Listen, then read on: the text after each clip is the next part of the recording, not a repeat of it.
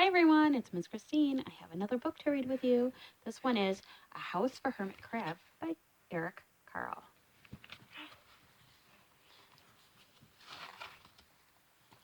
Time to move, said Hermit Crab one day in January. I've grown too big for this little shell.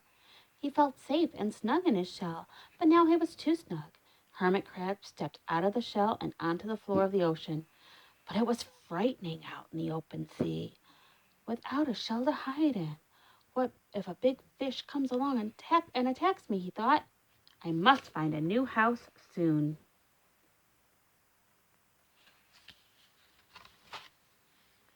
Early in February, Hermit Crab found just the house he was looking for.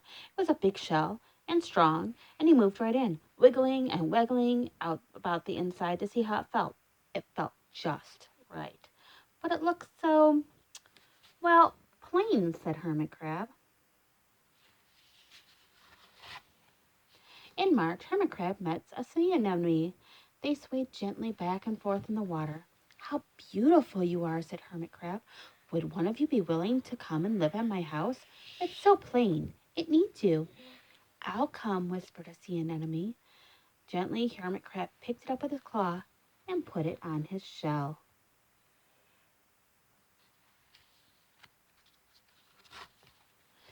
In April, Hermit Crab passed a flock of starfish moving slowly along the seafloor. How handsome you are, said Hermit Crab. Would one of you be willing to decorate my house? I would, singled a little sea star.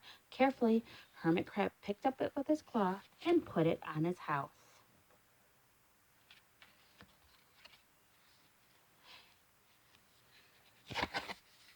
In May, Hermit Crab discovered some coral. They were hard and didn't move.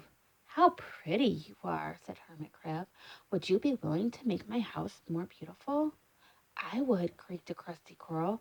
Gingerly, Hermit Crab picked it up with his claw and placed it on his house. In June, Hermit Crab came upon a group of snails crawling over a rock in the ocean floor. They grazed as they went, picking up algae and bits of debris and leaving a neat path behind them. How tidy and hard-working you are, said Hermit Crab. Would one of you be willing to come and clean up my house? I offered one of the I would, offered one of the snails. Happily, Hermit Crab picked it up with his claw and placed it on his house. In July, Hermit Crab came upon several sea urchins. They had sharp, prickly needles. How fierce you look, said the Hermit Crab.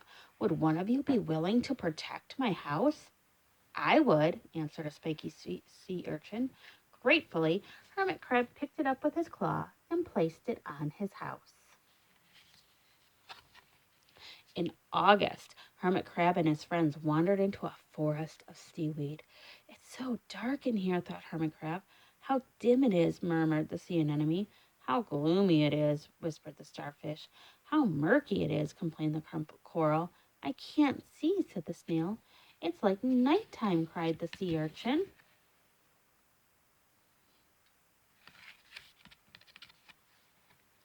In September, Hermit Crab spotted a school of lanternfish darting through the dark water. How bright you are, said Hermit Crab. Would one of you be willing to light up my house? I would, replied one of the lanternfish, and it swam over near his shell.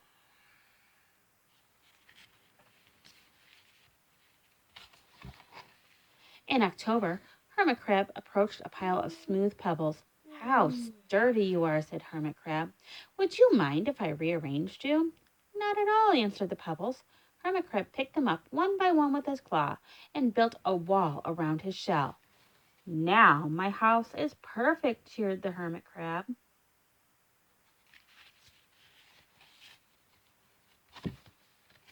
But in November, Hermit Crab felt that his shell seemed a bit too small. Little by little over the year, Hermit Crab had grown. Soon he would have to find another, bigger home.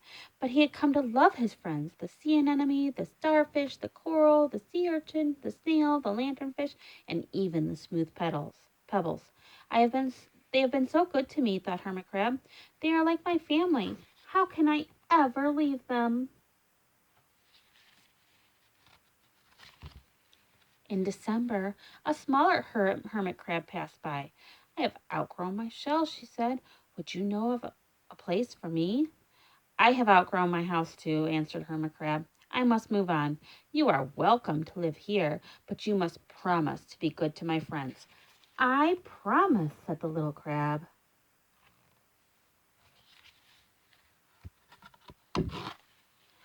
The following January, Hermit Crab stepped out and the little crab moved in.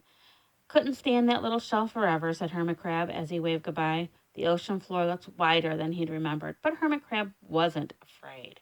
Soon he spied the perfect house, a big, empty shell, and it looked, well, a little plain, but sponges, he thought, barnacles, clownfish, sand dollars, electric eels. Oh, there are so many possibilities. I cannot wait to get started.